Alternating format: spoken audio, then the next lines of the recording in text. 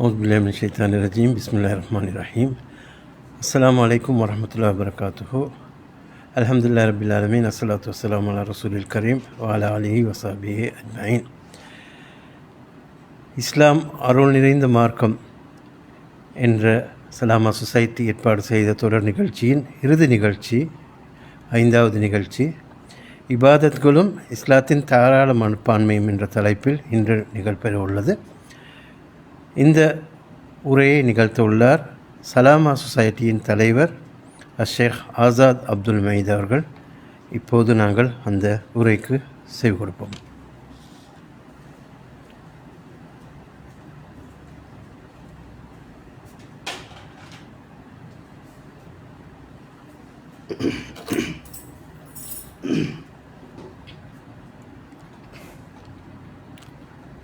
பிஸ்மில்லாஹிர் ரஹ்மானிர் ரஹீம்.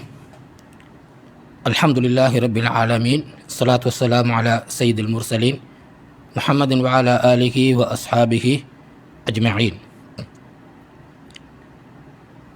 அன்புக்குரிய சகோதரர்களே, நேயர்களே, அஸ்ஸலாமு அலைக்கும் வரஹ்மத்துல்லாஹி வபரகாத்துஹு.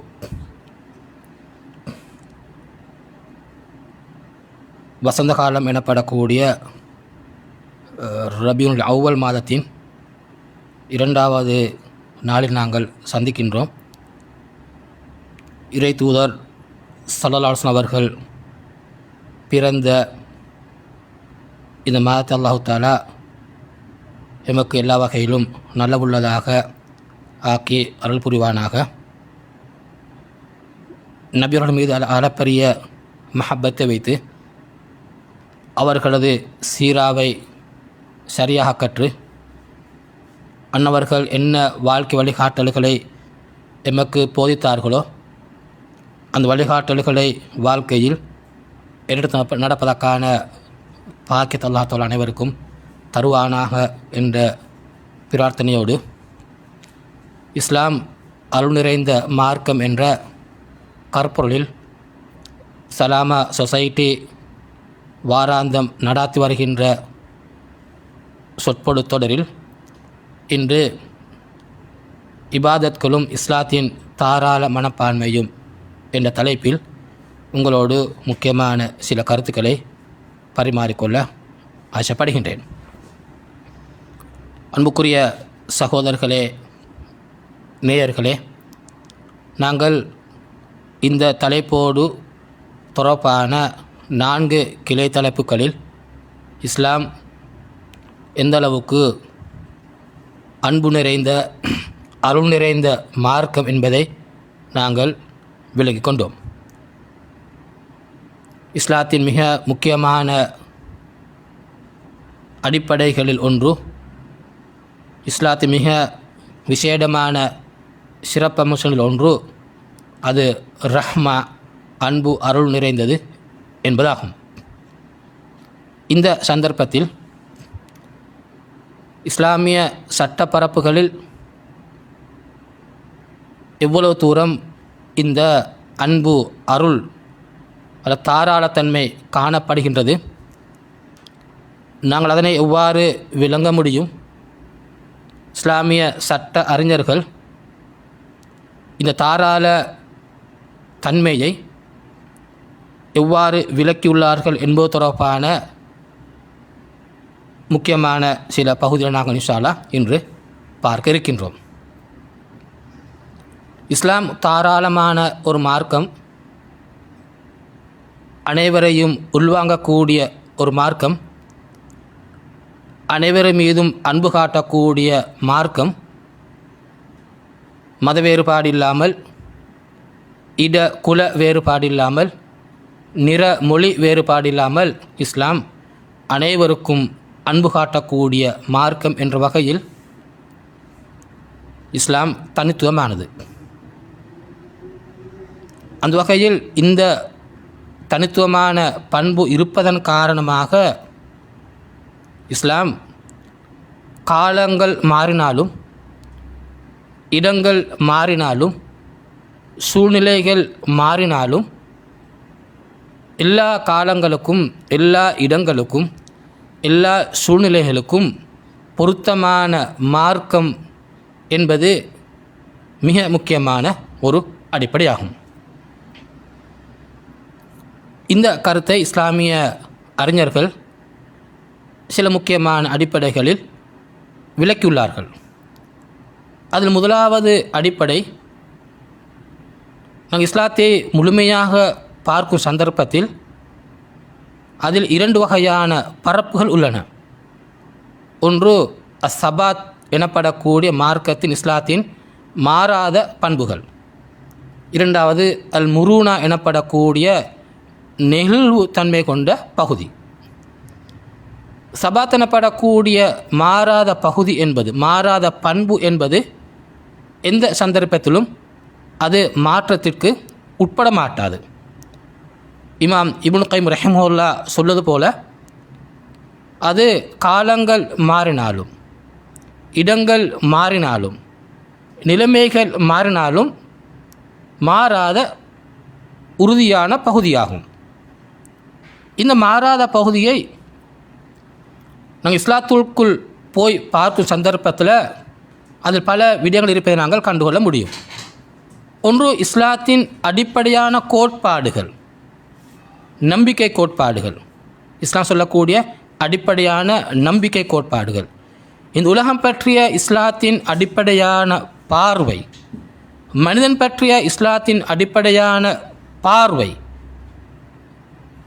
மனிதனுக்கென்று வாழ்வின் ஒரு நோக்கம் இருக்கின்றது, அவனுக்கென்று மறுமை வாழ்வு ஒன்று இருக்கின்றது, அவன் செய்யக்கூடிய செயல்களுக்கு ஏற்ப அவன் கூலி வழங்கப்படுகின்றான்.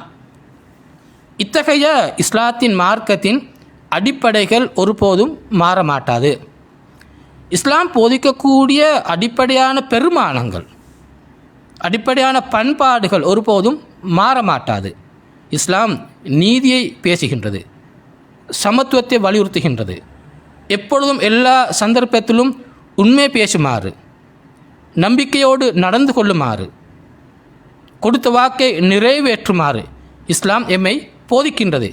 இத்தகைய அடிப்படையான பண்பாடுகள், விழுமியங்கள் ஒருபோதும் காலம் மாறினாலும், தேவைகள் மாறினாலும் ஒருபோதும் மாறமாட்டாது.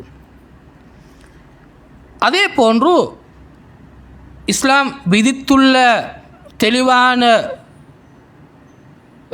சில தண்டனைகள் உள்ளன, குற்றங்களுக்கான தெளிவான சில தண்டனைகள் உள்ளன. அத்தகைய தண்டனைகளும் நாங்கள் ஹுதூத் என்று சொல்கிறோம், அவைகளும் மாறமாட்டாது. இஸ்லாம் போதித்துள்ள அடிப்படையான வாஜிபுகள், தொழுகை என்பது ஒரு அடிப்படையான கடமை, ஜகாத், நோன்பு, ஹஜ் போன்ற அடிப்படையான கடமைகள் எந்த ஒரு சந்தர்ப்பத்திலும் எந்த நிலைமையிலும் மாறாத அடிப்படைகளாகும். இப்படி இஸ்லாம் போதித்துள்ள சட்ட பரப்பில் மாறாத ஒரு பகுதி காணப்படுகின்றது. அடுத்த பக்கத்தில் நாங்கள் சொல்கிறோம் அல் முரூனா, நெகிழ்வுத்தன்மை கொண்டது, கால மாற்றங்களுக்கேற்ப மாற்றமடையக்கூடியது. இந்த பகுதி விசாலமான பகுதி, அதில் தான் வழிமுறைகள் காணப்படுகின்றன. நாங்கள் இஸ்லாத்தை நடைமுறை வாழ்க்கையில் எடுத்து பின்பற்றுவதற்கு உதவி செய்யக்கூடிய வழிமுறைகள் காணப்படுகின்றன. இந்த உலக வாழ்க்கையோடு தொடர்பான பல்வேறு விடயங்கள் அது நெகிழ்வுத்தன்மைக்கு உட்பட்டது. அதே போன்று சட்டப்பரப்பில் காணப்படக்கூடிய கருத்து வேறுபாடுக்குரிய கிளை அம்சங்களும் இந்த முரூனா எனப்படக்கூடிய நெகிழ்வுத்தன்மை என்ற பகுதியில் நாங்கள் காண முடியும். என இந்த 2 விடயங்கள் இருப்பதன் காரணமாக இஸ்லாம் சமகாலத்தில் மாறாத பகுதிகளை பாதுகாக்க வேண்டும் என்று குறிப்பிடுவது போல, மனிதனது நிலைமைகள் மாறும் சந்தர்ப்பத்தில், அவன் தேவைகள் மாறும் சந்தர்ப்பத்தை, அந்த தேவைகளை கருத்தில் கொண்டு அவன் அந்த சூழலில் எப்படி மார்க்க அடிப்படையில் வாழ முடியும் என்பதற்கான நெகிழ்வுத்தன்மை என்ற நாங்கள் பெரிய பரப்பை காண முடியும். இது உண்மையில் இஸ்லாத்தின் ரஹ்மா என்பதில் காணக்கூடிய முக்கியமான விடயம். இதனை இஸ்லாம் இன்னொரு பக்கத்தில் விளங்கப்படுத்துவார்கள், இஸ்லாத்தின் சட்ட மூலாதாரங்கள். இஸ்லாத்தின் சட்ட மூலாதாரங்கள், நாங்கள் சட்டம் ஒன்றை எடுப்பதற்காக இமாம்கள், இஸ்லாமிய அறிஞர்கள் எமக்கு வகுத்து தந்த, காட்டி தந்த சட்ட மூலாதாரங்கள்.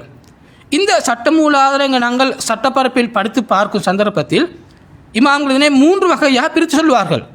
முதலாவது வகை முழு முஸ்லிம் உம்மத்தும் ஏற்றுக்கொண்ட சட்ட மூலாதாரங்கள். அதில் குர்ஆன் வருகின்றது, சுன்னா வருகின்றது. இது அடிப்படையான பிரதானமான முதன்மையான சட்ட மூலாதாரங்கள். இதில் எந்த ஒரு மனிதனும் கருத்து வேறுபாடு கொள்ள முடியாது. அனைவரும் கட்டாயமாக ஈமான் கொள்ள வேண்டிய, ஏற்றுக்கொள்ள வேண்டிய அடிப்படையான சட்ட மூலாதாரங்கள். இரண்டாவது வகை இஸ்லாமிய உம்மத்தில் அதிகமானவர்கள் ஏற்றுக்கொண்ட சட்ட மூலாதாரங்கள். அதுக்கு நாங்கள் சொல்கிறோம் இஜ்மா, கியாஸ் என்று சொல்கிறோம். இதனை இஸ்லாமிய சமூகத்தில் பெரும்பான்மையான இமாம்கள், அறிஞர்கள் ஏற்றுக்கொண்டுள்ளார்கள். அப்போ இந்த அடிப்படையில் குர்ஆன், சுன்னா, இஜ்மா, கியாஸ் என்பது முஸ்லிம் சமூகத்தின் ஒருமைப்பாட்டை பறைசாற்றக்கூடிய, ஒருமைப்பாட்டை பாதுகாக்கக்கூடிய பிரதானமான சட்ட மூலாதாரங்கள். இதுக்கு வெளியில் காணப்படக்கூடிய நான் சொல்கிறோம் மஸ்லஹான்னு சொல்கிறோம், சத்து அத்தரான்னு சொல்கிறோம், உருஃப், அல் இஸ்திஹ்சான், அல் இஸ்திஸ்ஹாப், சரவமன் கப்லன் என இன்னும் பல சட்ட மூலாதாரங்கள் உள்ளன. இவற்றை எடுப்பதில் இமாம் மத்தியில் பல்வேறுபட்ட கருத்து வேறுபாடுகள் காணப்படுகின்றன. அப்போ இந்த வகையில் நாங்கள் சட்ட மூலாதாரங்களை அணுகி பார்க்கும் சந்தர்ப்பத்திலும் கால மாற்றங்களுக்கு ஏற்ப நடைமுறை வாழ்க்கைக்கு எப்படி நான் இஸ்லாத்தை நடைமுறைப்படுத்துவதற்காக அதை நான் முன்வைக்க முடியும் என்பதற்கு இந்த சட்ட மூலாதாரங்கள் எமக்கு ஒரு விரிந்த பார்வை நாங்கள் தருவதை காண முடியும். அதனால் சட்ட மூலாதாரங்கள் இந்த அடிப்படையில் இருப்பதானதும் இஸ்லாம் ரஹ்மா என்ற அந்த கருத்தோடு சேர்ந்து செல்வதை நாங்கள் இங்கு அவதானிக்க முடியும். இது இஸ்லாத்தின் மாறாத பண்பு வரக்கூடிய சில முக்கியமான விடயங்கள். இரண்டாவது பகுதி, அதில் இப்படி இஸ்லாம் அறிஞர்கள் சொல்வார்கள், மந்திகத்து அல் ஃபராக் என்று சொல்வார்கள், அல்ல மந்திகத்து அல் அஃப் என்று சொல்வார்கள்.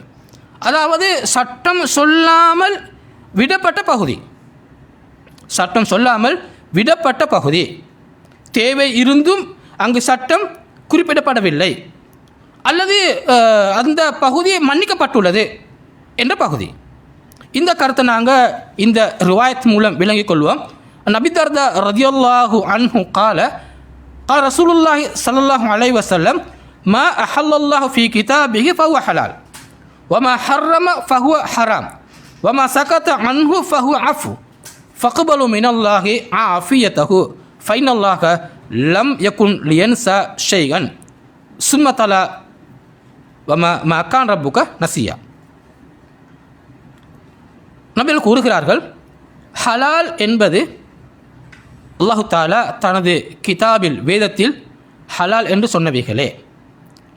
ஹராம் என்பவை அவன் ஹராமாக்கியவைகளாகும். அவன் மௌனித்து உள்ள ஒரு பகுதியும் இருக்கின்றது. அல்லாஹு தாலா சட்டம் சொல்லாமல் மௌனமாக உள்ள ஒரு பகுதியும் இருக்கின்றது. ஃபஹுவ அஃபூன், அவன் அது ஒரு கொடையாக, மன்னிப்பாக அந்த பகுதி காணப்படுகின்றது. என்ன நபிகள் சொல்கிறாங்க, ஃபக்பலு மினல்லாஹி ஆஃபியத்தஹு, இந்த அல்லாஹ் இந்த தாராள பகுதியை நீங்கள் ஏற்றுக்கொள்ளுங்கள் என்று சொல்லிட்டு நபிகள் சொல்கிறார்கள், அல்லாஹு தாலா மறதியாக இதனை விட்டுவிடவில்லை என்று சொல்லி போட்டு திரும்ப சொல்கிறார்கள். இந்த வருஷத்தை ஒதுக்கி காட்டுகிறோம், கான ரப்புக நசியா, நிச்சயமாக உமது ரப்பு மறதியானவனாக இல்லை என்ற வசனத்தை ஒதுக்கி காட்டுகிறார்கள். இந்த ஹதீஸை இமாம் பஸார், இமாம் ஹைத்தமி மஜ்மு ஸவாயித் கிதாபில் பதிஞ்சிருக்கிறாரு. இமாம் தபரானி இந்த ஹதீஸ் அறிவிக்கிறாரு. இதில் வரக்கூடிய அறிவிப்பாளர்கள் நம்பிக்கையானவர்கள். இமாம் ஹாக்கிம் ரஹ்மஹுல்லா இதனை ஹதீஸ் குறிப்பிட்டு அதை சஹீஹ்னு சொல்கிறார்கள். இமாம் ஸஹபி அந்த கருத்தை ஏற்றுக்கொள்கிறார்கள். நவீனகால ஹதீஸ்களை இமாம் அல்பானி கூட இதனை சஹீஹ் ஹதீஸாக குறிப்பிடுகிறார். எனவே இந்த ஹதீஸ் சொல்லக்கூடிய கருத்து, அல்லாஹ் தாலா ஹலாலை தெளிவாக சொல்லியிருக்கிறான், ஹராத்தையும் தெளிவாக சொல்லியிருக்கிறான். அல்லாஹ் சட்டம் சொல்லாமல் விட்ட பகுதியும் இருக்கிறது. அது மந்திகத்துல் அஃபு, மந்திகத்து அல் ஃபராக்னு சொல்கிறோம். அது அல்லாஹ்வோட தாராள தன்மையை காட்டக்கூடிய ஒரு பகுதியாகும். இன்னொரு ரிவாயத்தும் வருகிறது, இமாம் தாரகுத்னி அறிவிக்கக்கூடிய ரிவாயத்தையும் பாருங்கள். நபி ஸஅலபா அல் ஹுஷனி ரலியல்லாஹு அன்ஹு عن رسول الله صلى الله عليه وسلم قال إن الله تعالى فرض فرائض فلا تضيعوها وحد حدودا فلا تعتدوها وحرم أشياء فلا تنتهكوها وسكت عن أشياء رحمة لكم غير نسيان فلا تبحثوا عنها. அல்லாஹு தஆலா சில கடமைகளை தெளிவாக விதித்திருக்கின்றான். நீங்கள் அவற்றை வீணடிக்க வேண்டாம், பாழாக்கிவிட வேண்டாம். அல்லாஹ் சில எல்லைகளை விதித்திருக்கின்றான், நீங்கள் அவற்றை தாண்டி செல்ல வேண்டாம். அல்லாஹு தஆலா சில விடயங்களை ஹராமாக்கி இருக்கின்றான், நீங்கள் அதில் எல்லை மீறி செல்ல வேண்டாம். அவன் இன்னும் சில விடயங்களை சொல்லாமல் மௌனித்திருக்கின்றான், மறதியாக அல்ல, உங்கள் மீது கொண்ட அன்பின் காரணமாக. எனவே நீங்கள் ஃபலா தப்ஹசு அன்ஹா, நீங்கள் அதனை தேடி தேடி செல்ல வேண்டாம். அப்போ அல்லாஹ்வோட ரஹ்மத்தோட விளைவென்ன? அல்லாஹ் சில சட்டங்களுக்கு ஹுக்கும் சொல்லாமல், நேரடியான சட்டத்தை சொல்லாமல், இது ஹலாலண்டோ அது ஹராமண்டோ சொல்லாமல் விட்டிருக்கின்றான். அல்லாஹ் ரஹ்மத்தோட ஒரு அடையாளம். இதை இமாமுங்க விளங்கப்படுத்துவார்கள், மஷாத்தி போனவங்க விளங்கப்படுத்துவார்கள். இப்படிப்பட்ட இடத்துல சட்டம் என்னென்றா அது ஆகுமானது, ஜாயிஸானது என கருத்தை இமாமுங்க பேசுவார்கள். நாங்கள் அளவுக்கு மீறி தேடி அங்கு ஆராய்ந்து நாங்கள் கஷ்டப்படுத்திக் கொள்ள தேவை இல்லை என்ற கருத்தை நாங்கள் இதன் மூலமாக புரிந்து கொள்ள முடியும். இது ரெண்டாவது விஷயம். மூன்றாவது பகுதி, இதில் இஸ்லாத்தின் இலகுத்தன்மை, இஸ்லாத்தின் இலகுத்தன்மை, இஸ்லாத்தின் தாராளத்தன்மை. இதை நாங்கள் படித்து பார்க்க கொள்ள அல் குர்ஆனில் அதிகமான வசனங்கள், ஹதீஸ்கள், அதிகமான ஹதீஸ்கள் இந்த கருத்தை குறிப்பாக பேசுகிறது. நான் உதாரணத்துக்கு இங்கே சில குர்ஆன் வசனங்களை, ஹதீஸ்களை இங்கே நான் தொட்டு காட்ட விரும்புகிறேன். சூரா ஹஜ்ஜின் 78வது வசனம், அல்லாஹ் தஆலா சொல்கிறான், வமா ஜஅல அலைக்கும் ஃபித்தீன் மின் ஹரஜ், உங்களுக்கு மார்க்கத்தில் எந்த விதமான சங்கடத்தை கஷ்டத்தை அவன் ஏற்படுத்தவில்லை. இப்போ மார்க்கம், இந்த தீன், இந்த இஸ்லாம் என்பது மனிதனால் பின்பற்ற முடியுமான இலகுவான மார்க்கம் தான். இஸ்லாம் சொல்லக்கூடிய சட்டங்களுக்கு பின்பற்ற முடியுமான லேசான மார்க்கமாகும், கஷ்டமான மார்க்கம் அல்ல. அப்போ அருள், அன்பு, ரஹ்மத் என்பதன் முக்கியமான அடையாளம் என்ன? எங்களுக்கு உள்ளத்தால் ஏற்றுக்கொண்டு நடைமுறைப்படுத்த முடியுமான எங்களுடைய சக்தியில் காணப்படுகிறது. ஏன்னா நீங்கள் மார்க்கத்தை கஷ்டமானது என்ன நீங்கள் நினைக்கக்கூடாது. இது ஒரு முக்கியமான வசனம். ரைட். சூரத்து பக்ராவில் வரக்கூடிய நோன்போடு தொடர்பான வசன தொடரில் அல்லாஹ் தஆலா சொல்லுகிறான், நோ பிடிக்குமாறு சொல்லிவிட்டு நோன்பாளிகள் அல்லது பயணிகள் நோன்பை விடலாம் என்றும் சொல்லிவிட்டு அல்லாஹ் தஆலா குறிப்பிடுகின்றான், யுரீதுல்லாஹு பிக்குமுல் யுஸ்ர வலா யுரீது பிக்குமுல் உஸ்ர. அல்லாஹு தஆலா உங்களுக்கு இந்த நோன்போடு தொடர்பான சட்டங்களின் மூலமாக இலகுத்தன்மையை நாடுகிறான். அல்ல நாடுவது லேசத்தான் என்று சொல்லிப்பட்டு அல்லாஹ் மீண்டும் சொல்லுகிறான், அவன் உங்களுக்கு கஷ்டத்தையும் நாடவில்லை. இப்போ நோன்புனா நாங்கள் என்ன பார்க்குறோம்? நோன்பு விடலுமா என்ன? நோன்பு விடன்னு சொல்லக்கொள்ள அது மனசுக்கு ஒரு பாரமான, மாதத்துக்கு ஒரு முறை, இந்த வருஷத்துக்கு ஒரு முறை, ஒரு மாதம் தான் ஏன்னா எல்லாரும் நோம்புன்னு சொல்லக்கொள்ள மிச்சம் கண்ணியமாக பார்க்கக்கூடிய ஒரு மாதம், உண்மையில் கண்ணியம் பார்க்க வேண்டிய ஒரு மாதம் தான்.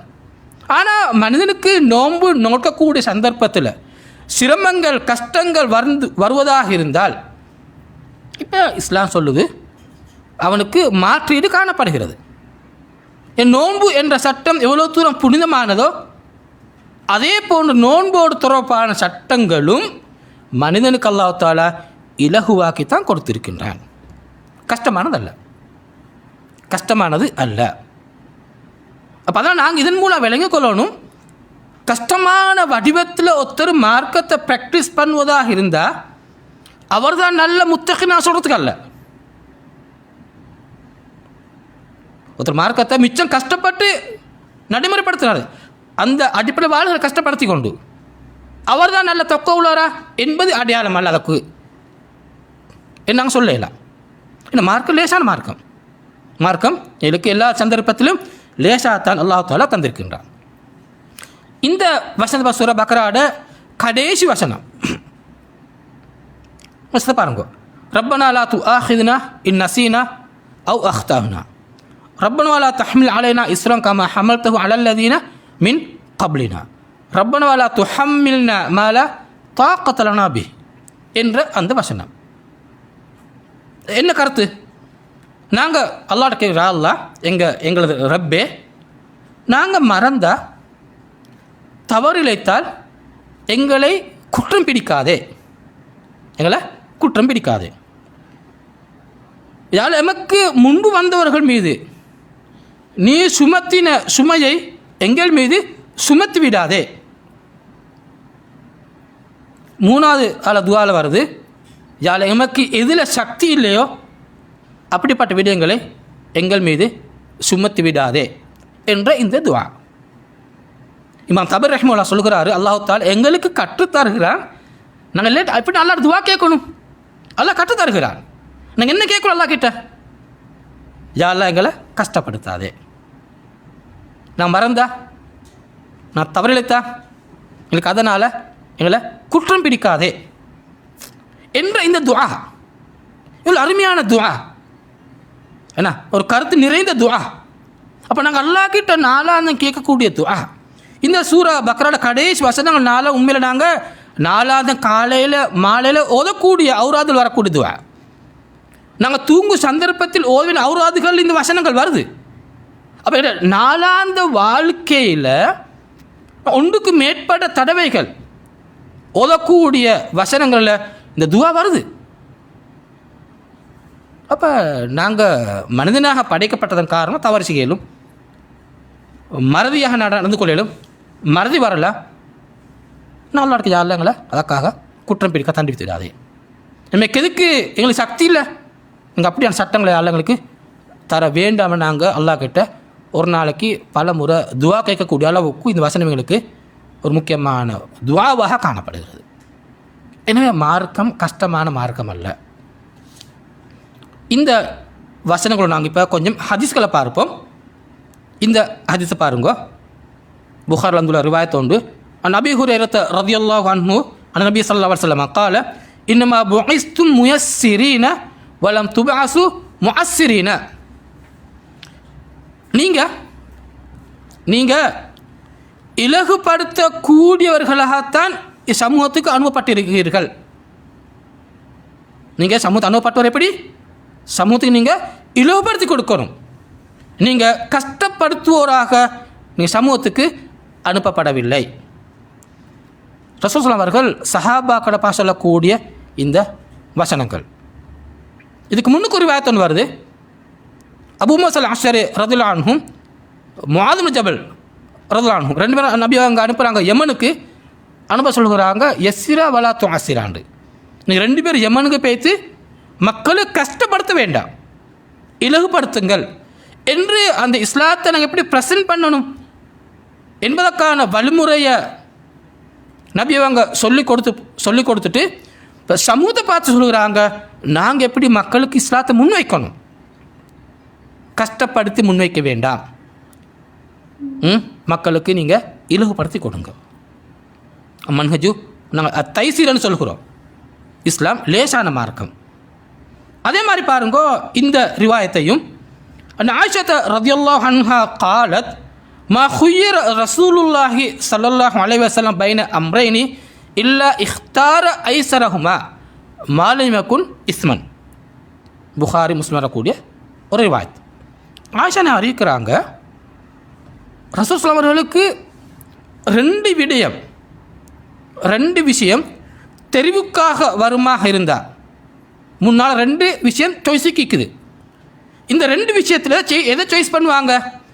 ரெண்டில் எது மிக இலகுவானது அதான் சாய்ஸ் பண்ணுவார்களாம்.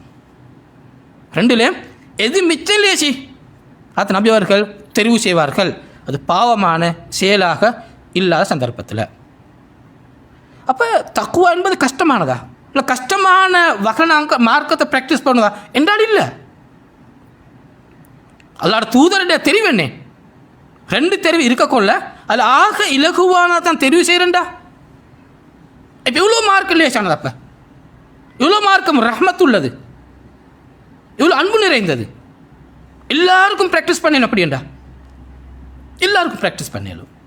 எல்லா நிலைமையிலும் இந்த மார்க்கத்தை நாங்கள் ப்ராக்டிஸ் பண்ண இயலும். இது மிக முக்கியமான ஒரு ரிவாயத். ஏண்டா இந்த ரிவாயத்தை அறிவிப்பது யார்? ரசூலோட மனைவி, ரசூலோட வாழ்ந்த மனைவி ஆயிஷா நாயகி. அப்புறம் ரசூலோட எல்லா பல விஷயங்களை கண்ட தண்ட மனைவி தான் அறிவிக்கிறாங்க. இதை அந்த வகையில் மார்க்கம் என்பது மிச்சம் இலகுவானது. இன்னொரு ஆயத்தம் பாருங்க. ஆயிஷா ரலியல்லாஹு அன்ஹா قالت كان رسول الله صلى الله عليه وسلم اذا امرهم من الاعمال ما يطيقون وبما يطيقون. நபியல் சஹாபாக்களுக்கு ஒரு விஷயத்தை ஏவினால், ஒரு கட்டளை ஒன்று சொன்னால், சஹாபாக்களுக்கு சக்தி உள்ள விஷயத்தை தான் நபி அவன் கட்டளையாக சொல்லுவார்கள். அவளுக்கு என்ன செய்யலும் அதான் நபி அவங்க சஹாபா கட்டளையாக சொல்லுவார்கள் என்ற ரிவாயத்தும் நீங்கள் சொல்லுது மார்க்கம் மிச்சம் இலகுவானது. ஏன்னா இந்த வகையில் இஸ்லாத்தின் தாராளத்தன்மை அது முழு நாங்கள் மார்க்கத்திலும் காண இயலும். நான் குறிப்பாக இபாதத்களில் அதை நாங்கள் காண இயலும். அந்த வகையில் இந்த இலகுத்தன்மை, இந்த மார்க்கத்தின் தாராளத்தன்மை, இந்த தாராள மனப்பான்மையை இமாம்கள் 6 வகையாக பிரித்து சொல்வார்கள். 6 வகையாக பிரித்து அவர் சொல்வார்கள். ஒன்று, சில கடமைகள் இல்லாமல் போகும். சில சந்தர்ப்பங்களில் சில கடமைகள் இல்லாமல் போகும். இது ஒரு வகை. நியாயமான சந்தர்ப்பங்களில் நியாயம் உள்ளவர்களுக்கு ஜும்ஆ கடமையாக மாட்டாது. அப்படித்தானே? ஜும்மா ஒரு முக்கியமான கடமை. ஜும்மா நாங்கள் விட்டு தனியாக தொழுவது கூடாது. 2 ஜும்மாவை முடிஞ்ச விட்டாக்களுக்கு உரிய பனிஷ்மெண்ட் ஹதீஸ்களை தெளிவாக வந்திருக்குது. ஆனால் யாருக்கு உதுர், யாருக்கு நியாயம் இருக்கின்றதோ அவருக்கு ஜும்மா விடுவதற்கான அதாவது சலுகையை இஸ்லாம் கொடுத்திருக்குது. அப்போ அந்த நியாயத்தை நாங்கள் சரியாக புரிஞ்சுக்கொள்ளணும். என்ன நியாயம் அது? ஒரு பயணிக்கு, ஒரு பிரியாணி, ஒரு நோயாளி உதாரணமாக ஏன்னா இப்படிப்பட்டவர்களுக்கு ஜும்மா கட்டா கடமையா என்ன அங்கே இஸ்லாம் அறிஞர் விளங்கப்படுத்துவார்க்கா கடமையில்லைன்னு சொல்லி. அப்போ அந்த வரையறைகள் நான் பார்க்க கொள்ள சில கடமைகள் அங்கே ஏன்னா இல்லா போகுது. இது ஒரு வகை. இது ஒரு வகை. 2வது வகை, சில கடமைகளோட அளவு குறைந்து செல்லும். சில கடமைகளோட அளவு குறைந்து செல்லும்.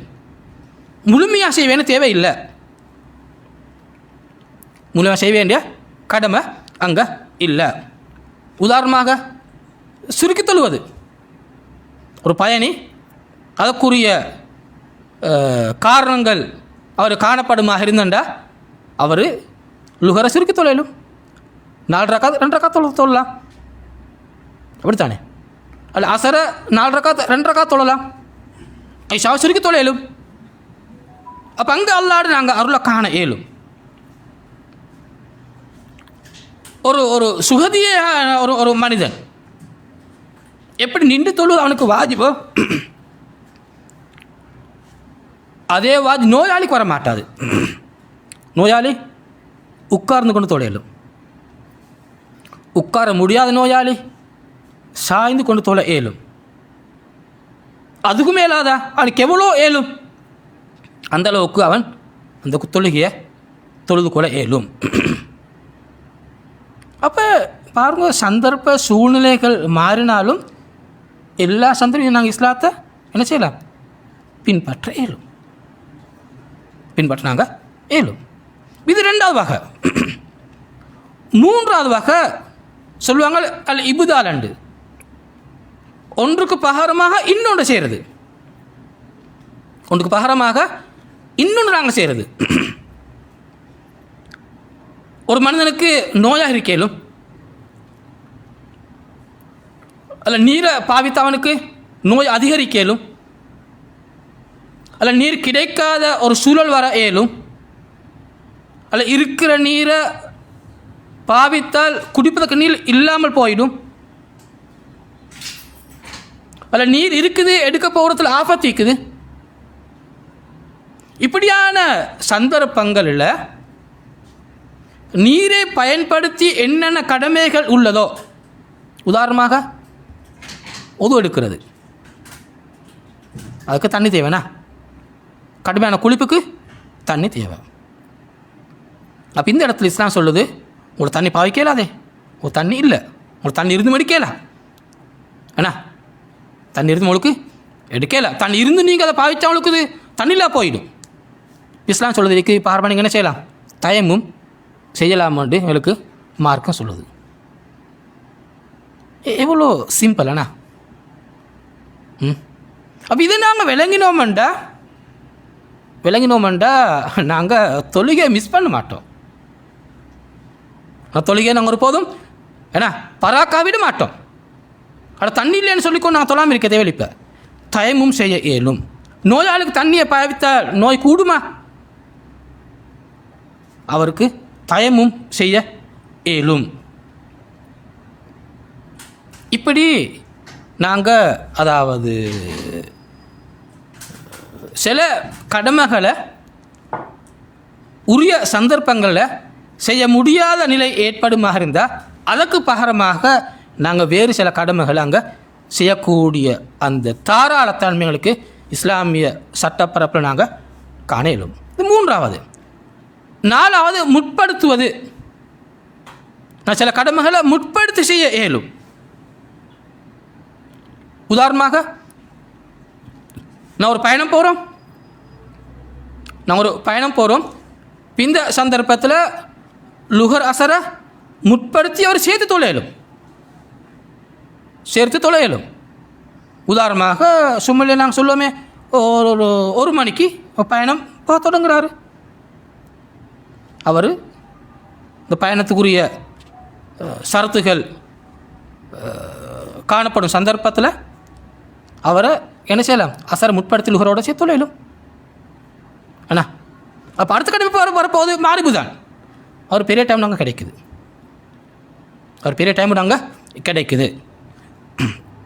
முற்படுத்தி தொழுவது. அதே மாதிரி வாங்கு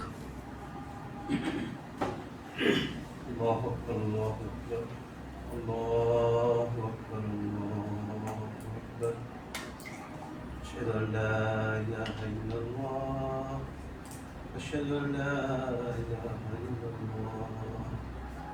أشهد أن محمدا رسول الله أشهد أن محمدا رسول الله حي على الصلاة حي على الصلاة حي على الفلاح حي على الفلاح الله أكبر الله أكبر لا إله إلا الله.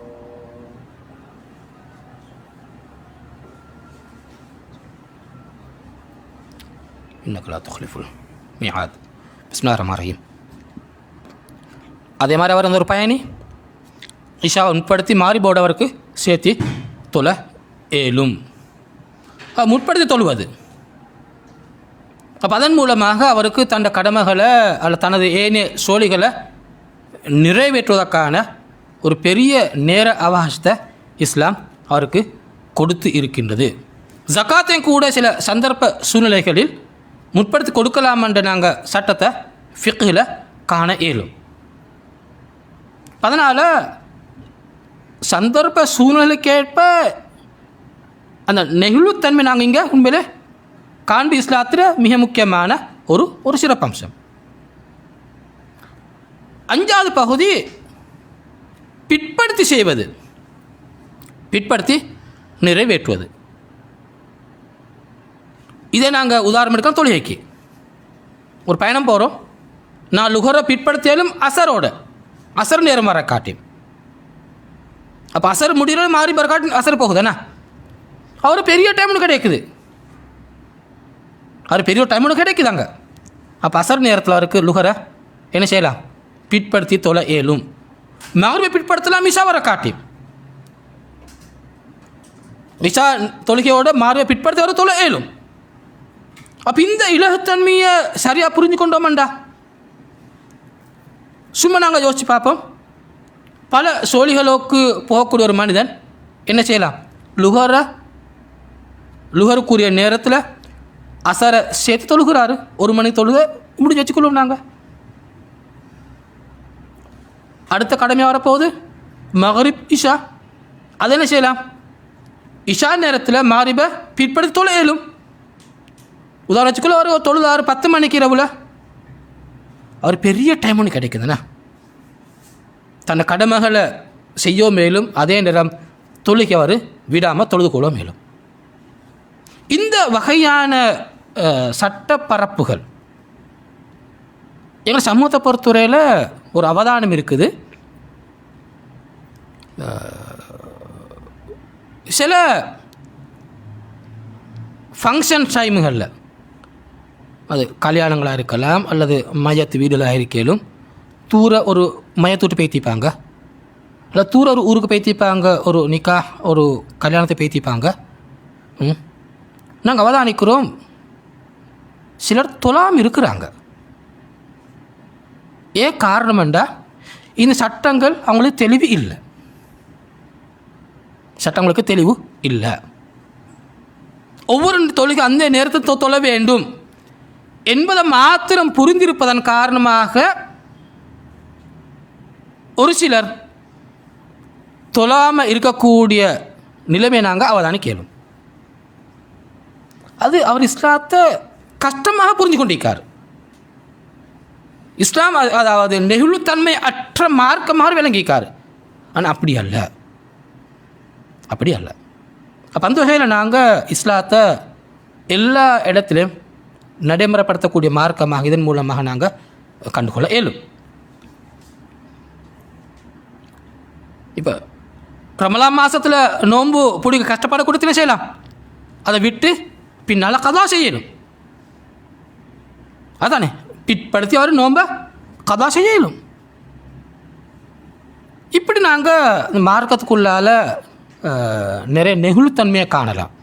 ஹஜ் எடுங்களே, ஹஜ்ஜை பொறுத்தவரையில் அதில் 2 கருத்து இருக்குது. ஒன்று சொல்லுவாங்க அல் ஹஜ்ஜு வாஜிப் அலல் ஃபவுர் என்ற ஒரு மசாலா ஒன்று இருக்குது. இன்னொரு மசாலா ஒன்று அல தராஹின்னு சொல்லி, ஒருத்தருக்கு வசதி வாய்ப்பு கிடைச்சா,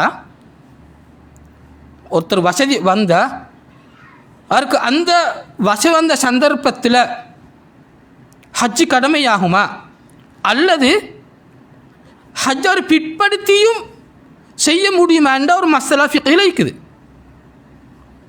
இந்த கருத்து வேறுபாடுக்குரிய ஒரு மசாலா உண்டு. அப்போ எனக்கு வசதி வந்திருக்குது, இந்த வருஷம் நான் ஹஜ்ஜு கட்டாயம் இந்த வருஷம் போகணுமா, அல்ல நான் அது நெக்ஸ்ட் இயர் அல்லது பின்படுத்தி ஹஜ்ஜை செய்யலாமா என்பது கருத்து வேறுபாடுக்குரிய ஒரு மசாலா, ஒரு சட்ட பிரச்சனை. அப்போ இதுவும் என்ன காட்டுது, கடமைகளை நாங்கள் என்ன செய்யலாம், பொடுப்போக்கு இல்லாமல், நான் பொடுப்போக்காக இல்லாமல், மனச்சாட்சி விரோதமாக இல்லாமல் நாங்கள் நடந்து கொள்வதற்கான ஒரு பெரிய ஒரு விசாலமான பகுதியை நாங்கள் இந்த பகுதிக்குள்ளே காண இயலும். அடிப்படையில் இஸ்லாம் சொல்வது, நீங்கள் ஃபஸ்தபிக்குல் ஹைராத், நீங்கள் அமல்களை முந்தி செய்யுமாறு இஸ்லாம் தூண்டுது. என் மனதுக்கு அஜல் எப்பயும் வரையிலும், மவுத் எப்பயும் வரையிலும். அதனால் ஆக ஏற்றமானது கடமைகளை பிற்படுத்தாமல் உரிய நேரத்தை செய்வது ஆக ஏற்றமானது. ஆனால் அதுக்கான மனச்சாட்சிக்கு விரோதமாக நாங்கள் அதை செய்து கொள்ள வேண்டும். அந்த வகையில் இது நான் சொல்கிறோம் 5வது வகை. 6வது வகை சலுகைகள் உள்ள ஒரு பகுதி இருக்குது. அது எப்படி சொல்லுவாங்க, தர்ஹீஸ்னு சொல்லுவாங்க. அதாவது இஸ்லாம் அடிப்படையில் தடை செய்த ஹராமண்டி சொன்ன சில காரியங்களை சில சந்தர்ப்பங்களில் செய்வதற்கு சலுகை இருக்குது, சலுகை இருக்குது. உதாரணமாக ஹராமாக்கப்பட்ட ஒரு பொருள், ஒரு நஜிஸான பொருளை பாவிக்கலாமான பாவிக்கலாம். ஒரு நஜிஸான பொருளை பாவிக்க இயலா. நஜிஸ்கள் அனைத்தும் அடிப்படையில் அசுத்தமானது, தடுக்கப்பட்டது. எல்லா தடுக்கப்பட்ட நஜீஸ் அல்ல, வித்தியாசம் இருக்குது. தடுக்கப்பட்ட அனைத்தும் நஜீஸ் அல்ல, அசுத்தமானதல்ல. ஆனால் அனைத்து அசுத்தங்களும் அனைத்து நஜீஸ்களும் தடுக்கப்பட்டிருக்குது. அப்போ அனைத்து நஜீஸ்களும் தடுக்கப்பட்டது அடிப்படையான சட்டம்.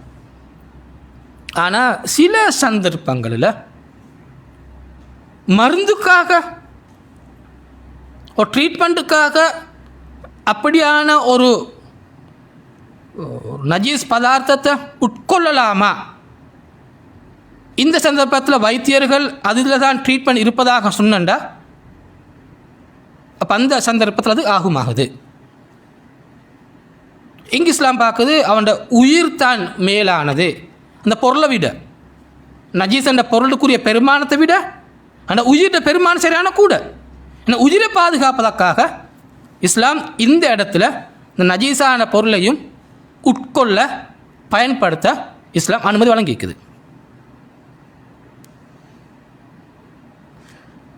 ஹராமான ஒரு பொருளை உட்கொள்வது சில நேரம் ஒரு பஞ்ச காலத்தில் சாப்பாட்டுக்கு வழி இல்லை. அப்படித்தான், சாப்பாட்டுக்கு வழி இல்லை. விலைக்கு நடைமுறைங்க காண்கிற உலகத்தில். இந்த சந்தர்ப்பத்தில் இஸ்லாம் அனுமதிச்சு இருக்குது. என்னை ஞாபகப்படுத்தி தொடர்பான வசன குர்ஆனில் 5 இடத்துல வந்து இருக்குது. நிர்பந்தமான சந்தர்ப்பம்னு குர்ஆன் அங்கே சொல்லுது. நிர்பந்தமான சந்தர்ப்பத்தில் யார் ஹராமாக்கப்பட்டவற்றை உண்கிறார்களோ அல்ல பருகுகிறார்களோ எடுக்கிறார்களோ அவங்களுக்கு குற்றம் இல்லைன்னு குர்ஆன் சொல்லுது. 5 வசனங்கள். அதனால் ஹராமாக்கப்பட்ட விடயங்களும் பொருள்களும் அல்ல உணவு வகைகளும் சில நிர்பந்தமான சந்தர்ப்பத்தில் இஸ்லாம் பயன்படுத்த அனுமதி வழங்கி இருக்கின்றது. அப்போ இதனால் இமாம்கள் ஒரு முக்கியமான சட்ட விதியை கொண்டு வருகிறார்கள். அத்தரூராத் துபீஹுல் மஹ்தூராத்னு சொல்லி நிர்பந்தமான நிலைமைகள் ஹராமானவைகளையும் ஆகுமாக்கும் சட்டத்தை கொண்டு வராங்க. அப்போ இப்படியான ஒரு நிர்பந்தமான நிலைமையில் பட்டினியோடு வாழக்கூடிய இடத்துல அவங்க ஒரு ஹராமான பொருளை சாப்பிட்டா நாங்கள் இங்கே ஃபத்வா கொடுக்கப்படாது, ஹராத் சாப்பிட்டாங்கன்னு சொல்லி அவனுக்கு அந்த சலுகை அல்லாஹ் கொடுத்திருக்கான். அல்லாஹ் கொடுத்துருக்கிறான், மார்க்கம் கொடுத்திருக்குது. அதை நாங்கள் தடை செய்யலாமா? நாங்கள் தடை செய்யலாதே. அந்த வகையில் இப்படி 6 வகையான சலுகை வகைகள் இருப்பதாக எங்கள் இஸ்லாம் அறிஞர்கள் விளங்கப்படுத்தி இருக்கிறாங்க. இன்னொரு பகுதி சலுகைகள் வருவதற்கான காரணிகள்.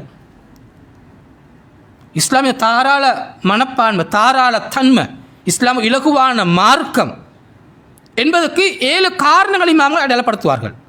7 காரணங்கள். ஒன்று சஃபர். சஃபர் என்றா பயணம். ஒரு பயணியாக இருப்பது, ஒரு பயணம் போகிறது அவர் சில சலுகைகளை கொண்டு வந்து சேர்க்கும். நாங்கள் என்ன பார்த்தோம்? தொழுகைனா சேர்ந்து தொலை ஏலும், அவருக்கு சுருக்கி தொலை ஏலும். ஒரு பயணி என்றா அவருக்கு நோன்பு விடலாமா? அனுமதி இருக்கிறது. ஜும்மா விடலாமா? அனுமதி இருக்கிறது. சொக்ஸில் மசு செய்யலாமா? அனுமதி இருக்கிறது. பயணி என்ற வகையில், ஒரு பயணி என்ற வகையில் இஸ்லாம் அப்படியான அனுமதியை, சலுகைகளை அவருக்கு கொடுத்துருக்குது. அது ஒரு தனியான ஒரு பகுதி. பயணம் என்றா என்ன, எந்த பயணத்துக்கு சலுகை பாவிக்கலும், தூரங்கள் தொடர்பான சட்டத்தில் காணப்படக்கூடிய கருத்து வேறுபாடுகள், அது ஆகுமான பயணமா அல்லது ஒரு பாவத்துக்கு போனாக்க இந்த சட்டங்களை பயன்படுத்த என்பது தொடர்பாக தனியாக இமாம்கள் பேசி எழுதி இருக்கிறாங்க. நான் இந்த கதை இங்கே பார்ப்பதற்கான சந்தர்ப்பம் அல்ல. பயணம் என்பது எங்களுக்கு சலுகை சட்டங்களை கொண்டு வரக்கூடிய ஒரு காரணி. என்ன பயணம் மனிதன் வாழ்க்கையில் காணப்படக்கூடிய ஒரு பொதுவான விஷயம் உண்டு. எனவே அவரும் என்ன செய்யலாம்? அதற்குரிய இஸ்லாமிய சட்டங்களை நடைமுறைப்படுத்த அவருக்கு இயலும். 2வது நோய், அல் மரத். நோயும் எங்களுக்கு சலுகையை ஏற்படுத்தக்கூடிய ஒரு காரணியாகும். இஸ்லாம் தாராள தன்மை எடுத்து காட்டக்கூடிய ஒரு பகுதி நோய் என்பதாகும். நோயாளியை பொறுத்தவரையில் நோயோடு உள்ள ஒரு மனிதன் நயக்கம் சொன்ன அடிப்படையில் தண்ணி பாவிக்கலாட்டி தயமும் அவர் செய்ய இயலும். உட்கார்ந்து தொழிலாதா அது ஏன்னா எளிமை தொழிலாதா உட்கார்ந்து கொண்டு தொலை இயலும். ஒரு கட்டாயமாக ஜும்மாவுக்கு போகணுமா ஜமா தொழிலுக்கு போகணுமா அவருக்கு அங்கே சலுகை இருக்குது. நோம்பு விடாமல் சலுகை காணப்படுது. காரணம் என்ன? அந்த நோய்.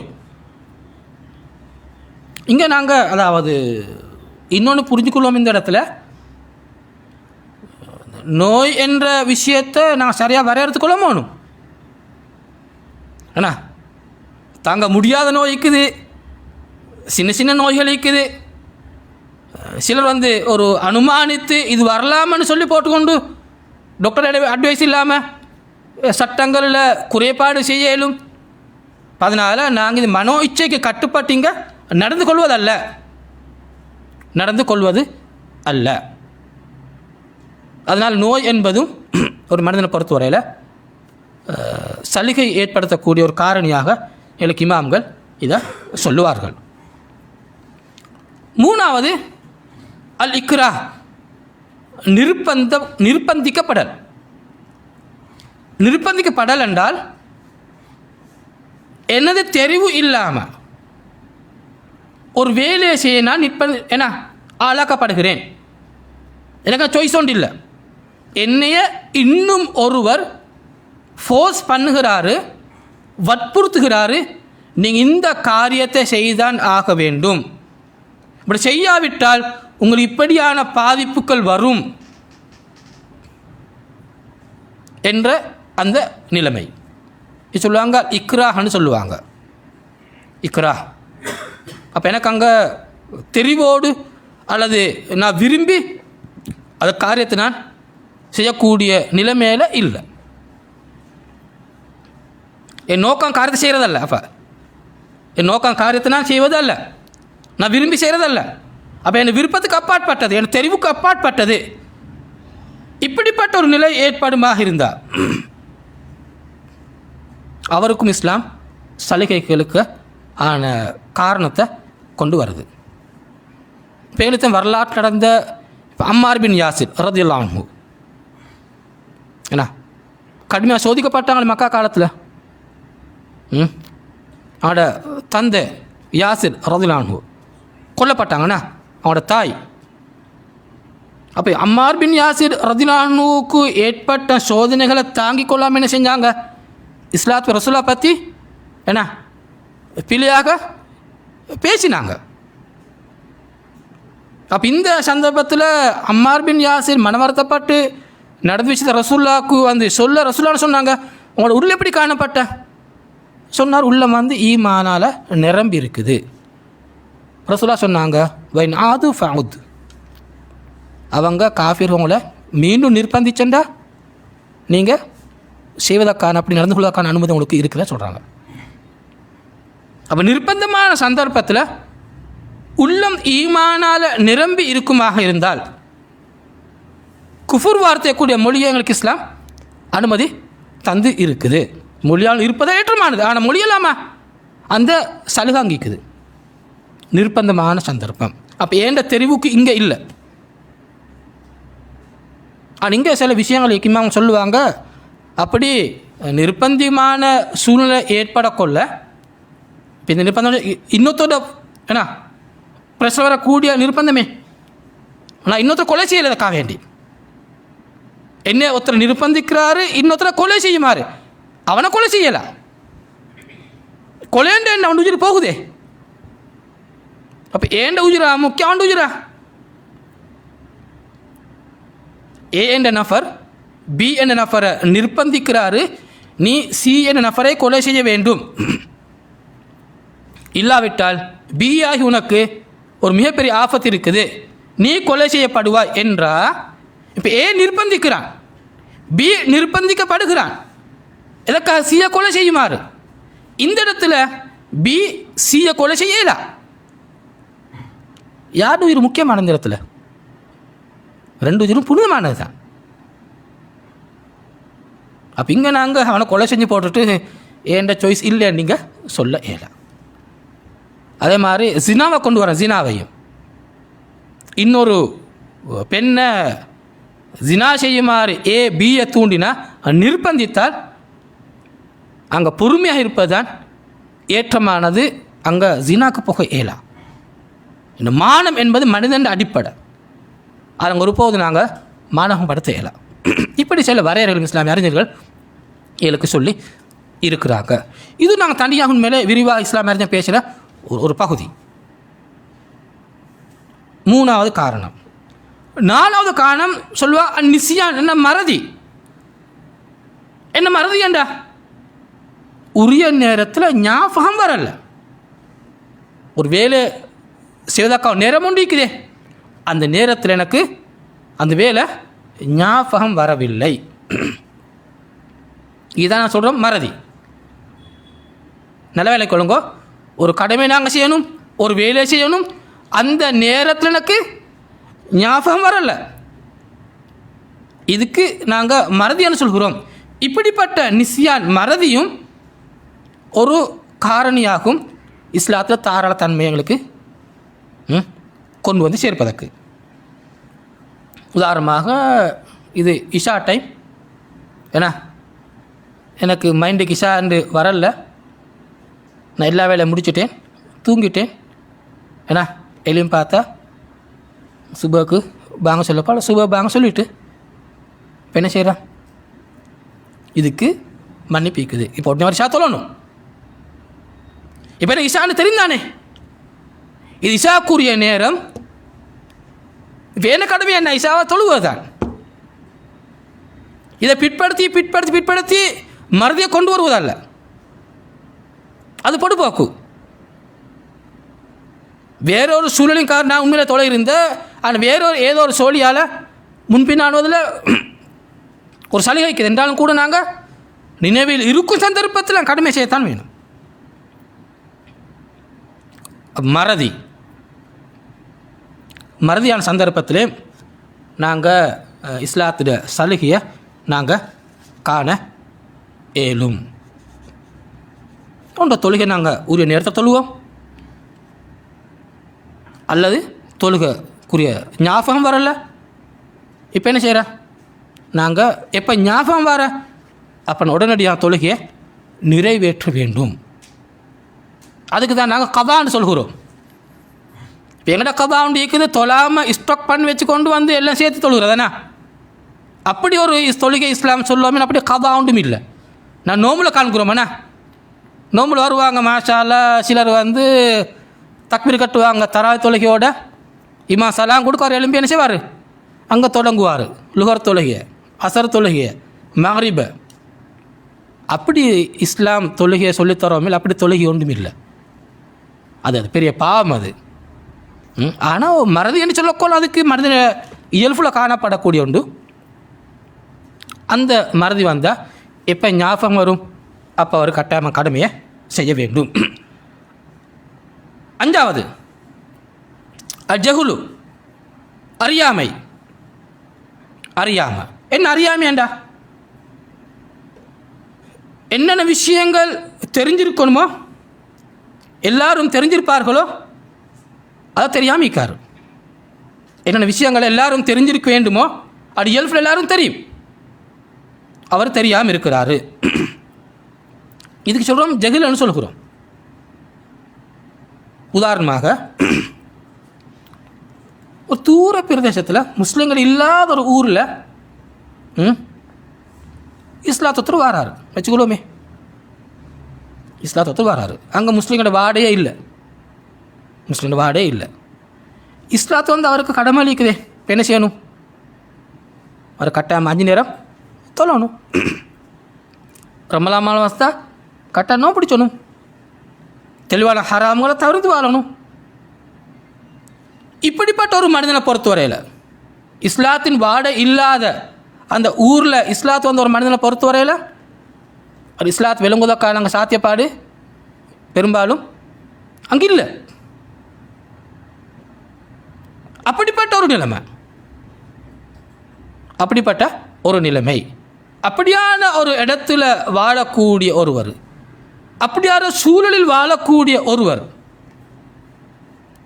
அவர் இது விளங்காமல் தெரியாமல் அறியாமல் அந்த பாவங்களை செய்வாராக இருந்தால், இல்லை கடமைகளை அவர் விடுவாராக இருந்தால் அவருக்கு நியாயம் இஸ்லாம் தண்டிக்க மாட்டாது. இது எங்களுக்கல்ல, இல்லை மாஷா அல்ல 5 நேரம் பாங்க கேட்குது அப்படித்தானே. ரமலான் வர முன்னுக்கே அனௌன்ஸ் பண்ணப்படுகுது, ரேடியோலன்னு சொல்லி வாட்ஸ்அப்பில்னு சொல்லி இஸ்லாத் விளங்குவதற்கான அவ்வளோ இன்றைக்கு வழிகளும் திறந்திக்குது. இது ஹலால், இது ஹராம். உங்களுக்கு ஏதாவது சந்தேகமிக்க நீ உலமாக்களில் கேளுங்க. உலமா சபை ஒன்று இருக்குது, உங்கள் ஊரில் ஹசரத்மா அறிக்காங்க, முஃப்தி அலிக்காங்க, ஷேக்மா அறிக்காங்க, அவ்வளோ வழி திறந்திக்குதுண்ணா. அப்போ இது ஜஹிலுக்கான சூழல் அல்ல, இதை தாண்டின ஒரு சூழல் நாங்கள் சொல்கிறோம். அப்படியான ஒரு சூழலில் ஒருத்தர் தெரியாமல் ஒரு ஹராத்தை செஞ்சண்டா, அறியாமல் ஒரு கடமை விட்டாரண்டா, அவருக்கு இஸ்லாம் சலுகையாக கொடுத்து தண்டிக்கப்படாது, தண்டிக்கப்பட மாட்டார். அப்போ இது 5வது என்ன காரணி.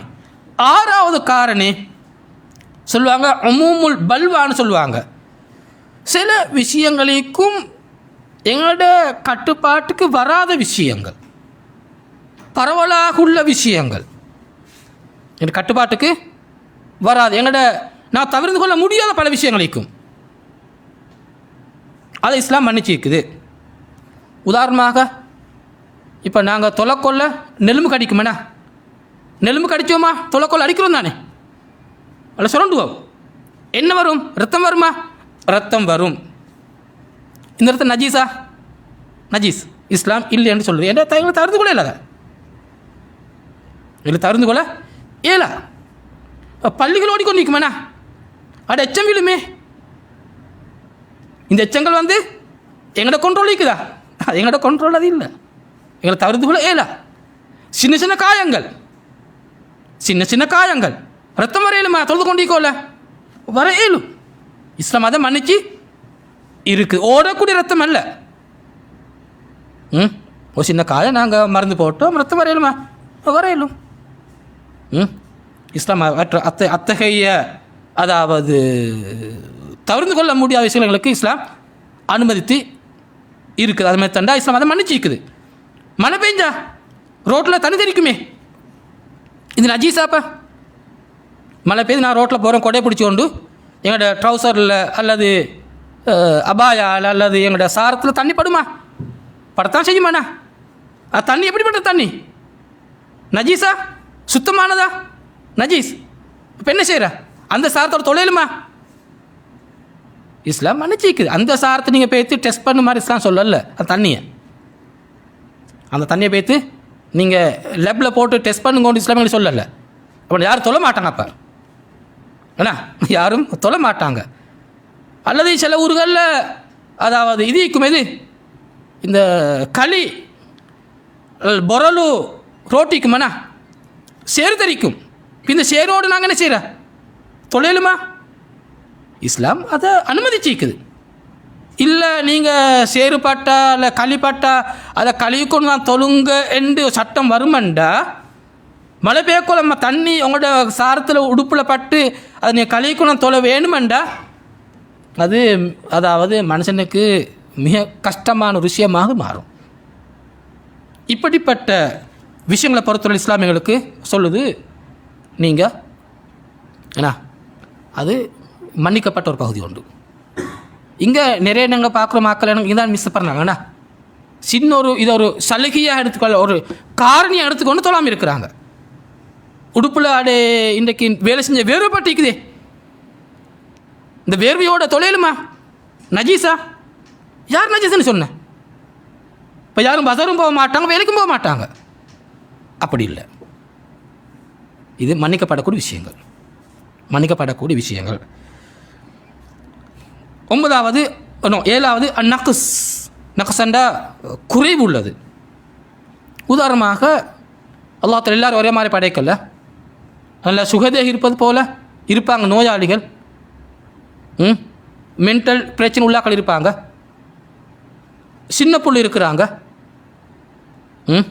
அப்போ பெரிய ஆளுக்குள்ள சட்டங்கள் சின்ன பிள்ளைக்கு இல்லை, அப்படிதானே?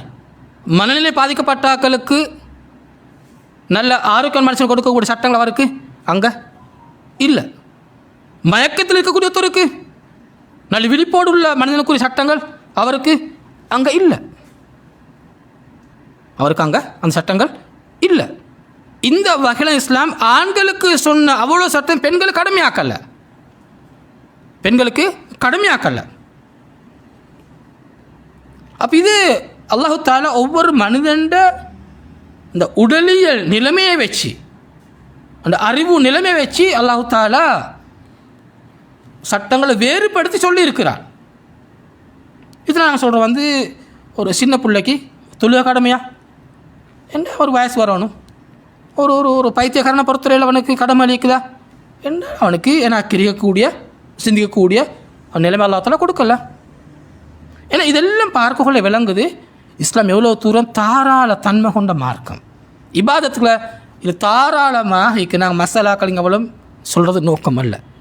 ஏன்னா இது எல்லாத்துக்கும் இஸ்லாம் அறிஞர் சொல்வார்கள், இஸ்லாம் எல்லா காலத்திற்கும் எல்லா இடங்களுக்கும் எல்லா சூழ்நிலைகளுக்கும் எல்லா மனிதர்களுக்கும் பொருத்தமான மார்க்கம், பொருத்தமான மார்க்கம். நான் எங்கிருந்தாலும் கூட நான் இஸ்லாத்தின் அடிப்படையில் வாழ இயலும். அப்படிப்பட்ட ஒரு அற்புதமான ஒரு மார்க்கம் தான் இந்த இஸ்லாம்.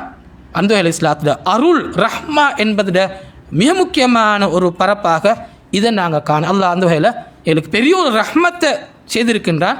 நாங்கள் எல்லா வகையிலும் எல்லா சந்தர்ப்பத்திலும் நல்லொரு முஸ்லீமாக வாழ்வதற்கு. ஜஸாக்குமுல்லாஹ் ஹைரா. அஸ்ஸலாமு அலைக்கும் வரஹ்மத்துல்லாஹி வபரகாத்துஹு.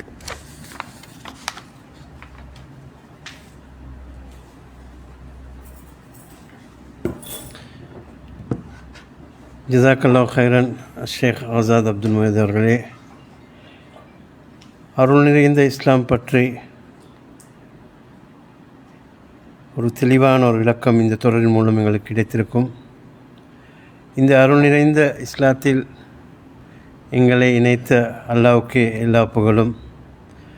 இந்த இஸ்லாத்தில் உள்ள இந்த அருளை, இந்த இஸ்லாம் பற்றி இன்னும் தெளிவுகளை நாங்கள் பெற்றுக்கொள்ளணும், தேடி படித்து கொள்ள வேண்டும். இன்ஷா அல்லாஹ் தொடர்ந்தும் சலாமா சொசைட்டி இவ்வாறான நிகழ்ச்சிகளை ஒழுங்கு செய்யும் என்ற செய்தியோடு இன்றைய நிகழ்ச்சியை சிறப்பாக நடத்திய ஷேக் ஆசாத் அப்துல் முஹீத் அவர்களுக்கு நன்றிகளை தெரிவிப்பதோடு அல்லாஹ் தஆலா இந்த அமர்வை புரிந்து கொள்ள வேண்டும், அவர்களுக்கு மீசானுல் ஹசனாத்தில் இது பாரமான அமர்வாக இருக்க வேண்டும் என்ற துஆவோடு இன்ஷா அல்லாஹ் புதியதொரு தொடர் அடுத்த திங்கட்கிழமை முதல் ஆரம்பிக்கப்பட உள்ளது. அதிலும் கலந்து பயன்பெறுமாறு உங்கள் அனைவரையும் கேட்டுக்கொண்டு இன்றைய அமர்வை முடித்துக் கொள்கிறோம். சுப்ஹானக்கல்லாஹும்ம வ பிஹம்திக அஷ்ஹது அல்லா இலாஹா இல்லா அன்த அஸ்தக்ஃபிருக வ அத்தூபு இலைக்.